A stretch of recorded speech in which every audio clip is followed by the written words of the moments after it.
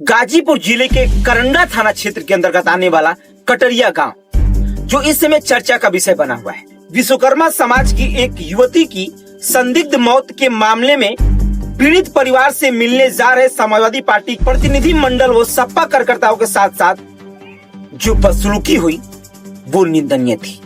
जिस जगह पे मारपीट की गई, जिस जगह पे ईंटें पत्थर चलाए गए, वो निंदनीय था।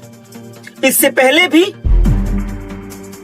जब वहां पे भीम आर्मी के लोग गए हुए थे, उनके साथ भी मारपीट हुई, ये भी निंदनीय था। आखिर अराजकता कौन फैला रहा है? आखिर मारपीट कौन कर रहा है? जब पीड़िता से मिलने के लिए वहां पे लोग जा रहे हैं, पीड़िता से मिलने के लिए भी कोई भी कार्यकर्ता जा रहा है, तो उनके साथ बदसलूकी क्यों की जा रही है? एक बिटिया को इंसाफ दिलाने के लिए सब लोग वहां पहुंच रहे हैं, तो आखिर उनके साथ बदसलूकी क्यों की जा रही है? उनको बीच रास्ते में ही क्यों रोक दिया जा रहा है? उनको गांव के बाहर ही क्यों रोक दिया जा रहा है? गांव में प्रवेश न करने की हिदायत क्यों दी जा रही है? सबसे बड़ा सवाल ये है कि आखिर क्या कुछ छुपाया जा रहा है? तो क्या किसी पीड़िता से मिलने के लिए वहां के ग्राम प्रधान प्रतिनिधि से परमिशन लेनी पड़ेगी? क्या किसी की आवाज उठाने के लिए किसी की परमिशन लेनी पड़ेगी? नमस्कार साथियों, मेरा नाम संतोष है। द भारत माइक आप देख रहे हैं। गाजीपुर के करंडा क्षेत्र के अंतर्गत आने वाला कटरिया गांव इस समय चर्चा का विषय बना हुआ है।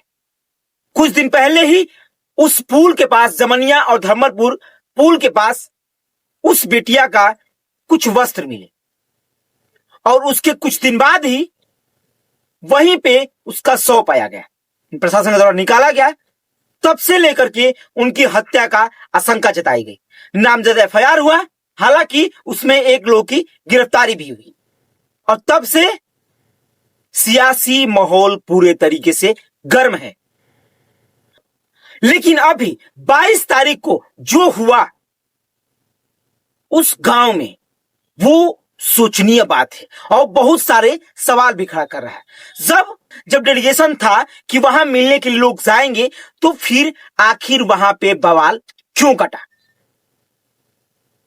उस बिटिया की आवाज बनने के लिए, उस पीड़ित परिवार से मिलने के लिए और कुछ सहयोग करने के लिए जब वहां लोग गए हुए थे, आखिर यह किसकी मानसिकता झगड़ा की थी और किसका यह षड्यंत्र था? जब वहां डेलीगेशन पहुंचा तो हुआ क्या? पहले से ही नारेबाजी चल रही थी, समाजवादी पार्टी मुर्दाबाद। आप बैनर भी देख रहे होंगे, पोस्टर भी दिख रहा होगा। वहां कुछ महिलाओं को खड़ा करा करके और समाजवादी पार्टी मुर्दाबाद के नारे लगाए जा रहे थे और हाथ में पोस्टर भी दिख रहे थे। तो क्या ये जो नारेबाजी चल रही थी, जो नारेबाजी दिख रही है, क्या ये पहले से स्क्रिप्टेड थी कि हमको जो है कि जो पार्टी के नेता आ रहे हैं, जो मिलने के लिए पहुंच रहे हैं, उनका विरोध करना है? क्या वहां कोई रैली चल रही थी? क्या वहां पे किसी पार्टी का रैली होना था, संबोधन होना था? या फिर एक पीड़िता से मिलने के लिए लोग वहां गए हुए थे? सवाल यह है कि आखिर हाथ में बैनर कैसे आए? सवाल यह है, जब डेलीगेशन लागू था तो फिर महिलाओं को आगे करके विरोध क्यों किया गया?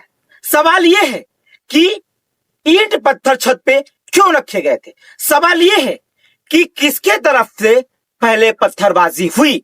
सवाल यह भी है कि आखिरकार ये बातें कैसे बढ़ी, एक हिंसक रूप कैसे धारण कर ली? आने से पहले भी वहां पे कहा सुनी हुई थी। वहां के जो प्रधान प्रतिनिधि हैं, प्रशासन से भी भिड़े हुए थे। तो आखिर क्या मानसा जाहिर कर जा रही थी कि जब वहां पे कोई लोग जाएंगे तो उनके साथ मारपीट की जाएगी, उनसे साथ कहा सुनी की जाएगी, बवाल कटेगा, फिर धीरे धीरे हिंसक का रूप धारण कर लेगा। आखिरकार वही हुआ। धीरे धीरे बातें बढ़ी, लोग जब वहां पहुंचे तो बातें बढ़ने चालू हो गई। जब वहां सपा पार्टी का डेलीगेशन पहुंचा तो हुआ क्या था? वहां डेलीगेशन पहुंचने से ठीक पहले ही दिखने लगा माहौल कि वहां लोग पहले से हुजूम इकट्ठा है उस गांव के लोगों का, और नारेबाजी भी चल रही है, बैनर भी हाथ में है। तो एक डर था कि कहीं एक हिंसक रूप धारण न कर ले। इसीलिए पीड़िता के घर से मुश्किल से लगभग 50 से 100 मीटर की दूरी पे ही वहां जो कि सभी कार्यकर्ता बैठ गए और बैठ करके ये जाहिर करने लगे, ये कहने लगे कि आप आगे के रास्ता खाली करवाइए, फिर हम जाकर के वहां पीड़िता परिवार से मिलेंगे। चीजें नहीं दिखी, चीजें नहीं मानी गई, माहौल धीरे धीरे आक्रोशित होने लगा था। और कुछ देर के बाद जब वहां जो भी सपा पार्टी कार्यकर्ता है जो वहां बैठ गए और बैठने के बाद कुछ देर के बाद पीड़िता घर से उनकी मां आई, उस बिटिया की मां आई, बात होने लगी। बात होते होते होते सब कुछ लोग समझा रहे थे, बातचीत हो रही थी उसी जगह पे, घर पे नहीं लोग गए, उसी जगह पे। लेकिन तब तक से एक व्यक्ति आया जिसके सर में चोट लगी हुई थी।